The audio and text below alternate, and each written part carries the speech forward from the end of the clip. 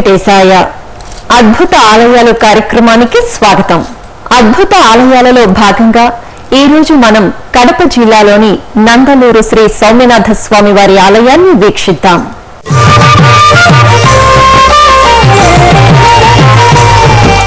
చోళుల కాలం నాటి నిర్మాణం, చీకట్లోని వెలుగులు విరజమ్మే స్వామి విశాల ప్రాంగణం, అలనాటి శిల్పకళ సౌరభం, చుట్టూ గోపురాలు, పదకవితా పితామహుడు తాళ్లపాక అన్నమయ్య సేవించి తరించిన నాటి నెలదలూరు పుణ్యక్షేత్రమే నేటి నందలూరుగా ప్రసిద్ధిగాంచింది. ఎన్నో అద్భుతాలకు వేదికగా నిలిచే నందలూరు శ్రీ సౌమ్యనాథ స్వామి వారి ఆలయాన్ని ఇప్పుడు దర్శిద్దాం. ఆంధ్రప్రదేశ్లోని కడప జిల్లాలో తిరుపతి కడప మార్గంలో ఉంటుంది నందలూరు గ్రామం. ఈ గ్రామాన్ని తాళ్లపాక అన్నమయ్య సౌమ్యనాథ స్వామి వారిపై రాసిన పదకవితల్లో నెలదలూరుగా పేర్కొన్నాడు. చుల్లరవెట్టు జేతల చొక్కనాథుడు, ఉల్లములో నీ నెలదూరి చొక్కనాథుడు అని అన్నమాచార్యుడు రాసిన కీర్తన వలన ఈ గ్రామాన్ని 15వ శతాబ్దంలో నెలదూరిగా పిలిచేవారని అర్థమవుతోంది. సౌమ్యనాథ స్వామి వారు వెలసిన ఈ గ్రామం కాలక్రమంలో నందలూరుగా మారింది. ఈ గ్రామానికి అపారమైన చారిత్రక నేపథ్యం ఉంది.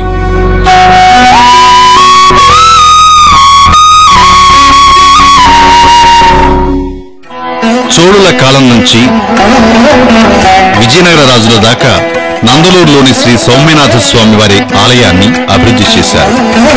వేసర నిర్మాణ శైలిలో నిర్మితమైన ఈ ఆలయంలో స్వామివారి గర్భాలయం, ముఖమండపం చీకటిగా ఉన్నప్పటికీ స్వామివారు దేదీప్యమానంగా దర్శనమిస్తూ ఉంటారు. ఈ ఆలయ నిర్మాణ రీతి స్వామివారి విగ్రహం కోసం వినియోగించిన శిలకు ఉన్న సహజ సిద్ధ స్వభావం కారణంగా స్వామివారి దర్శనం దేదీప్యమానంగా లభిస్తూ ఉంటుంది.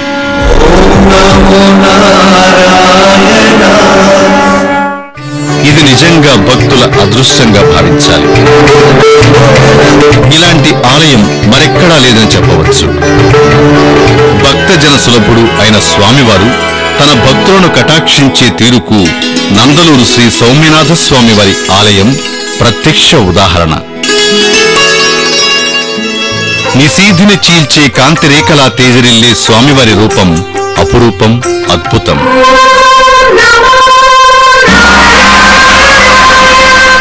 చీకట్లోనూ స్వామివారు స్పష్టంగా కనిపించేలా ఆలయాన్ని నిర్మించిన తీరు మరింత అద్భుతం. ఇలా అద్భుతాల నిలయమైన ఈ ఆలయం ఏకకాలంలో నిర్మితం కాలేదు. దశల వారీగా ఆయా చక్రవర్తుల కాలంలో ఈ ఆలయం నిర్మితమైంది. ఈ కట్టడాలను పరిశీలిస్తే నాటి కళాకారుల నైపుణ్యం ఎంత గొప్పదో అర్థమవుతుంది.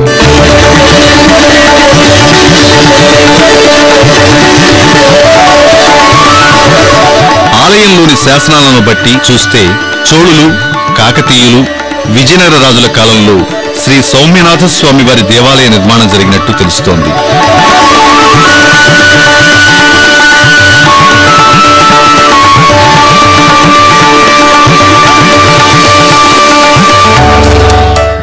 ఆ రోజుల్లో భక్తులు సమర్పించిన కానుకలతో ఈ ఆలయం తులతూగినట్టు తెలుస్తోంది.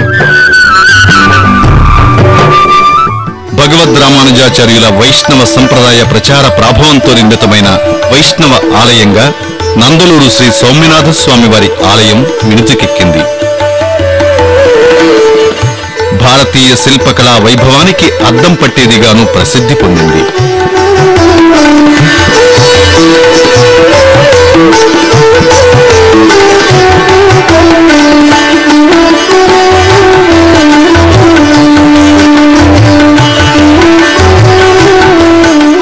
నాలుగు గోపురాలు, అపురూపమైన శిల్పాలు, బలిష్టమైన స్తంభాలే కాదు, సౌమ్యనాథ స్వామి వారిపై ఉన్న అచంచలమైన నమ్మకం, భక్తి ఈ ఆలయానికి పునాదులంటే అతిశయోక్తి కాదు.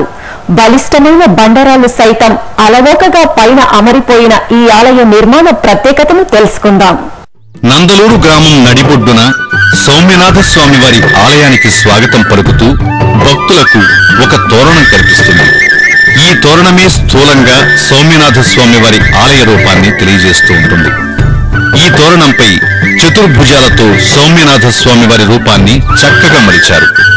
ఈ విగ్రహానికి అటు ఇటు హనుమంత, నారద, గరుడమూర్తులను చెక్కారు. ఈ ప్రతిమలకు కింద జయ విజయులను ఏర్పాటు చేశారు. ఇక తోరణం మధ్య స్తంభంపై అన్నమాచార్యుణ్ణి ప్రత్యేకంగా చెక్కారు. ఈ తోరణం నుంచి గ్రామం మీదుగా కొద్ది దూరం ప్రయాణిస్తే ఎత్తైన గోపురాలతో సౌమ్యనాథ స్వామి వారి ఆలయం కనిపిస్తుంది.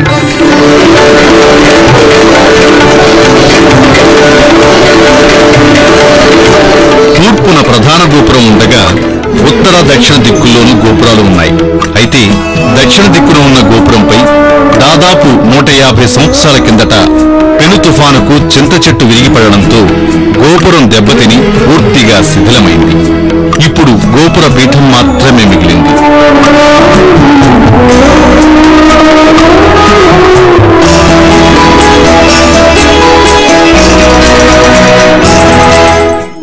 ఆలయ వైశిష్ట్యం, ఆనాటి అపురూప నిర్మాణాన్ని నేటి తరానికి తెలియజేయడానికైనా ఈ పీఠంపై గోపురాన్ని పునరుద్ధరించాల్సిన అవసరం ఉంది. ఈ 3 గోపురాలతో మహాప్రాకారం కనువిందు చేస్తూ ఉంటుంది.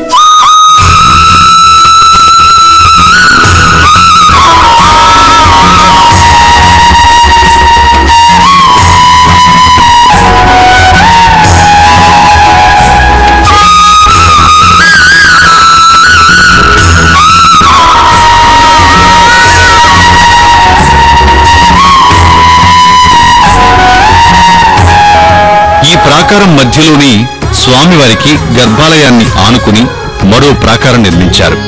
అంటే ప్రాకారంలో అంతఃప్రాకారం నిర్మించారన్నమాట. ప్రస్తుతం బాహ్య ప్రాకారంలోని గోపురాల్ని ఒక్కొక్కటి దర్శిద్దాం. తొలుత తూర్పు వైపున ఉన్న గోపురాన్ని పెద్ద గోపురమని పిలుస్తారు. దీన్ని గాలి గోపురంగా కూడా వ్యవహరిస్తూ ఉంటారు. ఈ గోపురం ఎంతో ఆకర్షణీయమైన కట్టడంగా గుర్తింపు పొందింది. ఈ గోపురంలోని ప్రధాన ప్రవేశ ద్వారం ఉంది. ఈ ద్వారంపై ఎత్తైన గోపురాన్ని నిర్మించడానికి వీలుగా రాతి దూలాలతో ద్వారానికి ఇరువైపులా చౌకట్టు నిర్మించారు. మహద్వార గోడలు మకర తోరణాలతో చోళ సంప్రదాయ స్తంభాలతో కనిపిస్తూ ఉంటాయి. గోపుర కపోత భాగాన మరుగుజ్జుల వరుస ఉంది. దీనిని భూతమాల అని కూడా అంటారు.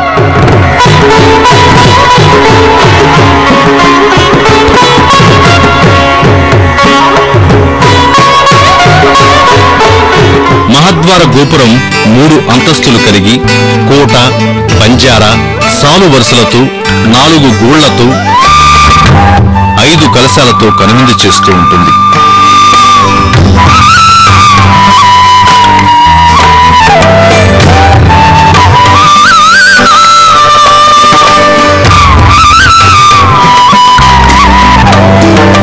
గోపుర ద్వారం వద్ద ఉన్న శాసనం ప్రకారం ఈ గాలి గోపురాన్ని విమలాదిత్యుని కుమారుడు 3వ సోమేశ్వరుడు నిర్మించినట్లు తేటతెల్లమవుతోంది.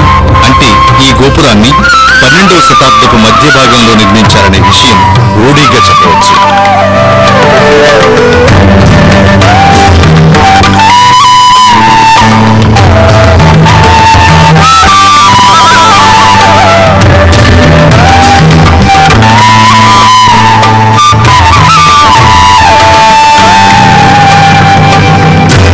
ఇక ఉత్తర గోపురాన్ని పరిశీలిస్తే గోపుర ద్వారములు, ద్వారబంధాలపై లతలు, స్త్రీమూర్తి శిల్పాలను బట్టి ఇది విజయనగర రాజుల కాలంలో నిర్మితమైనట్టుగా తెలుస్తోంది.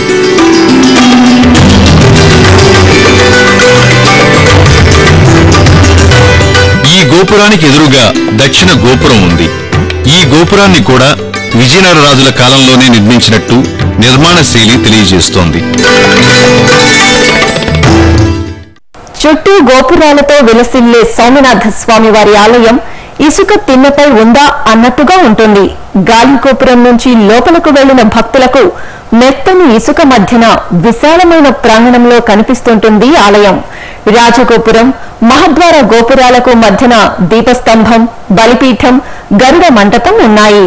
సౌమ్యనాథుడి దర్శనానికి రాజగోపురం నుంచి ప్రవేశించే భక్తులకు తొలుత కనిపించేది దీపస్తంభం. 8 అడుగుల ఎత్తున ఉండి ఈ దీపస్తంభాన్ని మోస్తున్నట్లుగా అడుగున 4 సింహముఖాలు ఉంటాయి.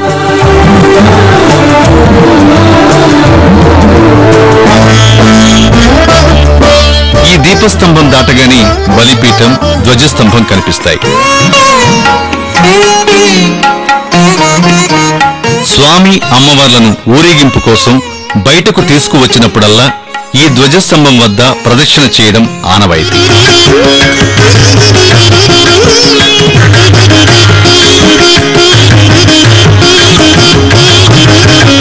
ఇక సౌమ్యనాథుడి దర్శనానికి వచ్చే భక్తులు సైతం ఈ ధ్వజస్తంభం వద్ద కొబ్బరికాయ మొక్కులు తీర్చుకుని ప్రదక్షిణ చేస్తారు.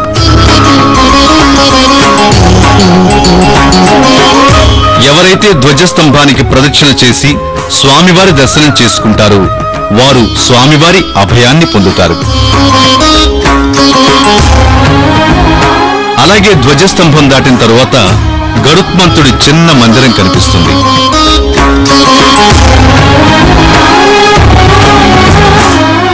దీంతో పాటు ఈ మందిరానికి దక్షిణం వైపున ఆంజనేయ స్వామి వారి మండపం ఉంది.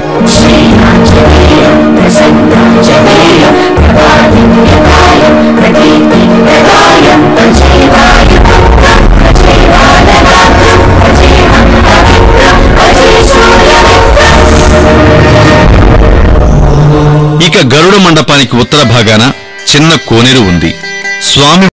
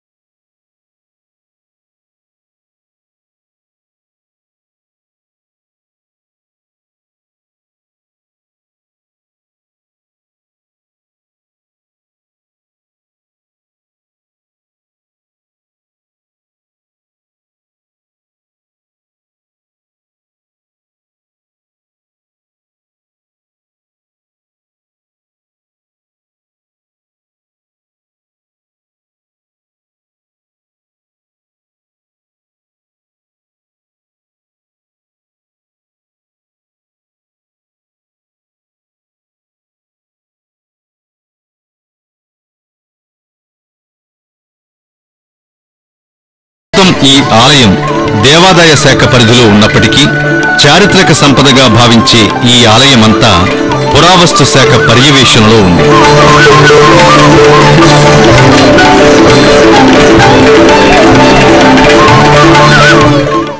నందలూరు శ్రీ సౌమ్యనాథ స్వామి వారి దేవస్థానం ప్రాంగణమంతా ఎంతో ప్రశాంతంగా ఉంటుంది. ఆలయ గోడలపై ఎన్నో శిలాశాసనాలు నాటి రాజుల దానగుణాన్ని, ఆలయ నిర్మాణ వైభవాన్ని చాటి చెబుతున్నాయి. పెద్ద పెద్ద స్తంభాలతో నిర్మితమైన సౌమ్యనాథ స్వామి వారి ఆలయ ముఖమండపం ఎంతో విశిష్టమైన నిర్మాణం. ఎక్కడో దూరంగా గర్భగుడిలో స్వామివారు దేదీప్యమానంగా కనిపించడానికి ఈ ముఖమండప నిర్మాణానికి సంబంధం ఉంది. ఈ ముఖమండపాన్ని శిల్పకళా వైభవ శిల్పాలతో నిర్మించడంతో పాటు మండప పైభాగాన ప్రదక్షిణ మార్గానికి ఆనుకున్న మండపానికి మధ్యన వెలుతురు ప్రసరించే ఏర్పాట్లు చేశారు. దీనివలన ఆలయంలోకి పగలంతా వెలుతురు ప్రసరిస్తూనే ఉంటుంది. అయితే ముఖమండపం కన్నా గర్భాలయం ఎంతో ఎత్తులో ఉండడం ఈ ఆలయ విశేషం.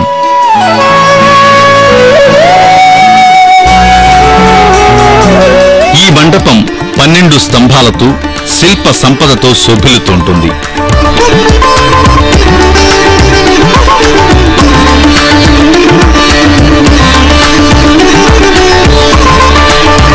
మండపంలోకి ప్రవేశించగానే కుడివైపున స్తంభం పైన సుందరమైన గణనాథుని ప్రతిమను మలిచిన తీరు అత్యద్భుతంగా ఉంటుంది.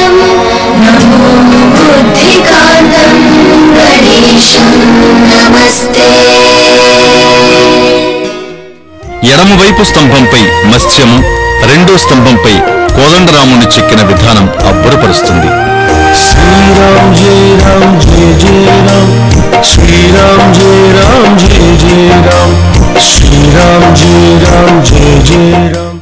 ఇక మండపం పై భాగాన మత్స్యాన్ని చెక్కారు. అందుకే దీన్ని మత్స్య మండపం అని పిలుస్తారు.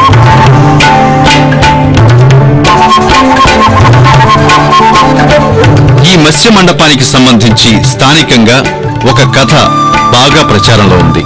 భవిష్యత్తులో పెద్ద ఎత్తున వరదలు వచ్చి సౌమ్యనాథ స్వామి వారి ఆలయంలోకి వరద నీరు వచ్చి ఈ మత్స్యాన్ని తాకితే ఆ మత్స్యానికి ప్రాణం వచ్చి వరద నీటిలో ఈదుతుందని, అది కలియుగాంతానికి సంకేతమని చెబుతారు. ఈ మత్స్యమును దర్శిస్తే అంతఃకరణ మాలిన్యం నశించి స్వప్న దోషాలు తొలగుతాయని భక్తుల నమ్మకం. ఈ మండపానికి ఇరువైపులా ఆనుకుని ఉన్న మండపాల పైభాగానికి ఒక్కొక్క వైపు 8 చొప్పున సింహ తలాటాలు ఉన్నాయి. ఈ సింహం తలలు పైకప్పు భాగాన్ని మోస్తున్నట్టుగా కనిపిస్తుంది.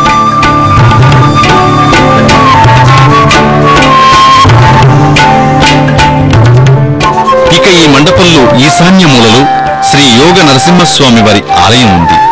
ఈ విగ్రహం ఆలయ ప్రాంగణంలోని బావిలో పూడిక తీస్తూ ఉండగా దొరికిందట.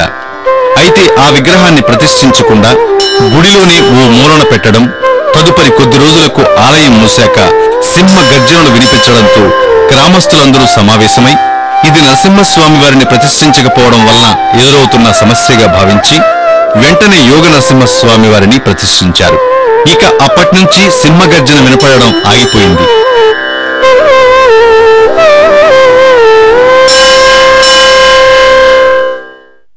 నందలూరు సౌమ్యనాథ స్వామి వారు కోరిన కోర్కెలు తీర్చే కామితార్థ ప్రదాయనుడు. సాక్షాత్తు తిరుమల శ్రీవారి రూపంతో తేజరిల్లే స్వామివారి దివ్య దర్శనం భక్తజనుల పూర్వజన్మ సుకృతం. ఈ స్వామివారు ప్రదక్షిణల స్వామిగా ప్రసిద్ధి పొందారు. భక్తులు ఈ ఆలయానికి వచ్చి ప్రదక్షిణలు చేసి ఏం కోరుకున్నా నెరవేరుతుంది. చీకట్లో సైతం వెలుగులేనే సౌమ్యనాథుడు భక్తుల మనసుల్లో ఏముందో గ్రహించలేడా? అందుకే వారి మనోవాంఛలన్నింటినీ తీరుస్తుంటారు. భక్తులు స్వామివారిని కామితార్థ ప్రదాయనుడిగా భావించి ఆ స్వామికి తమ కోరికల్ని విన్నవించుకుంటారు. అవి తీరాక మరోసారి ప్రదక్షిణ చేస్తారు. ఇలా తొలిసారి స్వామివారికి 9 సార్లు ప్రదక్షిణ చేసి కోరిక కోరుకోవాలి. ఆ కోరిక తీరిన తరువాత 108 సార్లు ప్రదక్షిణ చేయాలి. ఇలా 108 సార్లు ప్రదక్షిణ చేసేవారితో ఆలయం కిటకిటలాడుతూ ఉంటుంది. ముఖ్యంగా శుక్ర, శని, ఆదివారాల్లో ఈ ఆలయానికి భక్తుల తాకిడి ఎక్కువగా ఉంటుంది. భక్తులు 108 ప్రదక్షిణలు లెక్క పెట్టుకోవడానికి వీలుగా ఆలయం వారు 108 నెంబర్లు వేసి ఉన్న ఒక కార్డును కూడా అందిస్తారు. ఆలయంలో మత్స్య మండపాన్ని దాటి కొద్దిగా ముందుకు వెళితే ఎడమవైపు నుంచి స్వామివారి ప్రదక్షిణ మార్గం ఉంటుంది. ప్రదక్షిణ మార్గంలో గర్భాలయ గోడలపై ఎన్నో శాసనాలు కనిపిస్తూ ఉంటాయి. వీటిల్లో అధిక భాగం తమిళంలో ఉన్నప్పటికీ తెలుగు శాసనాలు అక్కడక్కడా కనిపిస్తూ ఉంటాయి.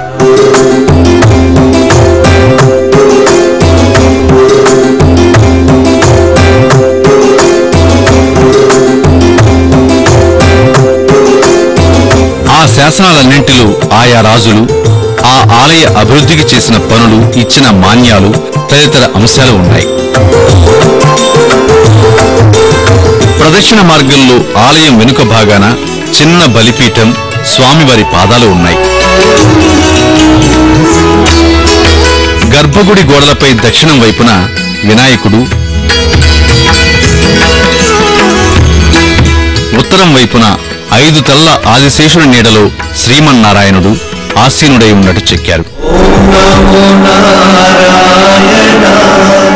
గర్భగుడి విమాన భాగం 3 అంతస్తులతో నిర్మించారు.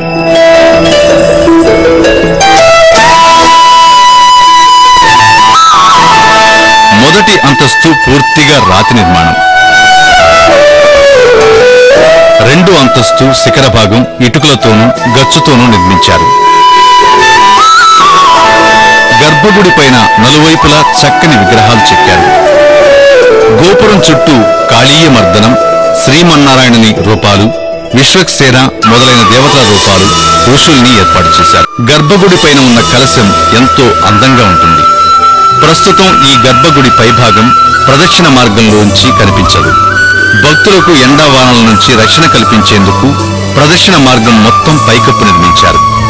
ఇక ప్రదక్షిణ పూర్తి చేసుకున్న భక్తులు ఘంటా మండపానికి చేరుకుంటారు. ఈ మండపం 4 అద్భుతమైన స్తంభాలతో స్వామివారి లీలా వినోద దృశ్యాలతో అత్యద్భుతంగా ఉంటుంది. ప్రతి స్తంభం శిల్ప చాతుర్యంతో నేత్రానందంగా దర్శనమిస్తుంది.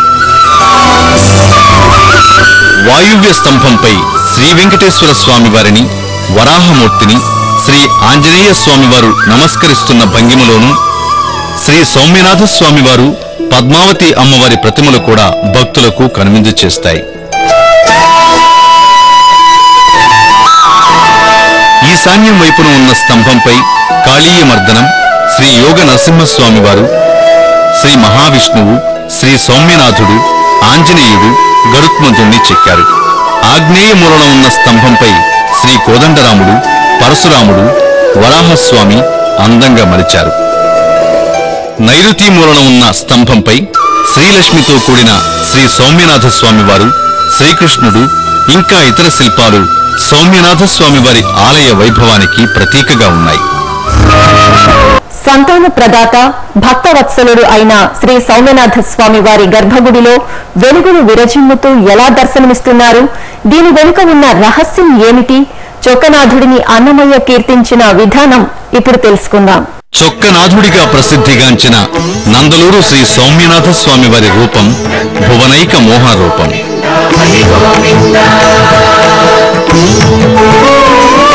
చతుర్భుజాలతో, శంకు చక్రాలతో ఉండే 7 అడుగుల సౌమ్యనాథుణ్ణి దర్శించుకోగానే మనల్ని మనం మర్చిపోతాం.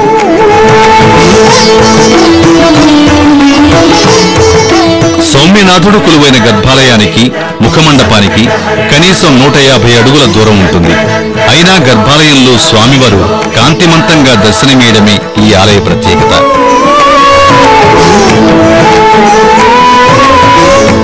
ఇదెలా సాధ్యమైందంటే భక్తులందరూ ఇది కేవలం స్వామివారి మహిమగానే చెప్తారు. నందలూరు గ్రామాన్ని స్వామివారు అంటువ్యాధుల నుంచి, అకాల మరణాల నుంచి రక్షించారని, శాంతమూర్తిగా నందలూరుని రక్షిస్తున్నారని భక్తుల నమ్మిక. ఆ దేవదేవుడి లీలా వినోదాల్లో ఇలా చీకట్లు వెలుగులు విరజిమ్మడం కూడా ఒకటని భక్తుల ప్రగాఢ విశ్వాసం.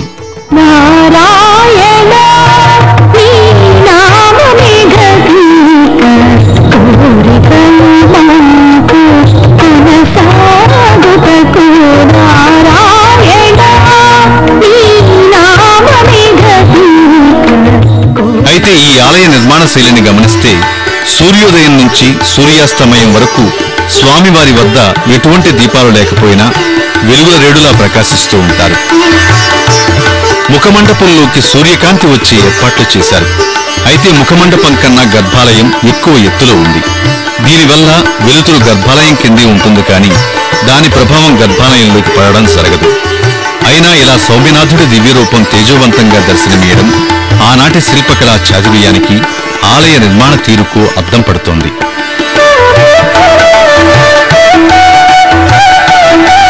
అభయముద్రతో సాక్షాత్తు శ్రీ మహావిష్ణువును పోలి ఉండే శ్రీ సౌమ్యనాథ స్వామివారు మందస్మిత ముఖారవిందంతో భక్తులను కటాక్షిస్తూ ఉంటారు. ఆ స్వామివారిని దర్శించుకున్న ప్రతి ఒక్కరూ తరిస్తారు. అందుకే పదకవితా పితామహుడు తాళ్లపాక అన్నమాచార్యుడు తన స్వగ్రామమైన తాళ్లపాకకు కోతవేటు దూరంలో ఉన్న నందలూరును పలుమార్లు దర్శించుకుని 16 కీర్తనలు సౌమ్యనాథుడిపై రచించాడు. సౌమ్యనాథుణ్ణి అన్నమయ్య చొక్కనాథుడిగా కీర్తించాడు. తిరుమలకు వచ్చే ముందు అన్నమయ్య కొన్ని రోజుల పాటు నందలూరు సౌమ్యనాథుడి సేవ చేసుకున్నాడట. 10వ శతాబ్దం నుంచి 17వ శతాబ్దం వరకు ఎందరో రాజులు సౌమ్యనాథుడి సేవలో తరించారు. తాము తరించిన వైనాన్ని శాసనాల రూపంలో ఆలయ గోడలపై నిక్షిప్తం చేశారు. ఇలా ఆలయ ప్రాంగణంలో 50కి పైగా శాసనాలు లభిస్తున్నాయి. ఏటా స్వామివారికి బ్రహ్మోత్సవాలు నిర్వహిస్తారు. సకల ఉత్సవాలతో అలరాడుతోన్న సౌమ్యనాథుడిని దర్శించుకోవడానికి వచ్చే భక్తుల సంఖ్య నానాటికి పెరుగుతోంది. ముఖ్యంగా ప్రదర్శనల దేవుడిగా ప్రసిద్ధి పొందిన స్వామివారు తనను నమ్మిన భక్తులను అక్కున చేర్చుకుని వారి కోరికలు నెరవేరుస్తున్నారు. వెలుతురు లేని చోట తానే వెలుతురుగా మారే స్వామివారి దివ్య దర్శనం మనలోని అజ్ఞానమనే చీకటిని పారద్రోలి జ్ఞానమనే వెలుగు వైపు పయనించేలా చేస్తుందనడంలో ఎటువంటి సందేహం లేదు. చూశారుగా, వెలుగులు విరిజిమ్మే సౌమ్యనాథుడిని, ఆయన చారిత్రక వైభవాన్ని. శతాబ్దాలు గడిచిన ఆ స్వామి కృపా కటాక్షాలలో వ్యత్యాసం ఉండదు. ఆ వెలుగుల రేడు భక్తుల హృదయాలలో నిత్యనూతనమై ప్రకాశిస్తూనే ఉంటాడు. సర్వే జనా సుఖినో భవంతు. ఓం నమో వెంకటేశాయ.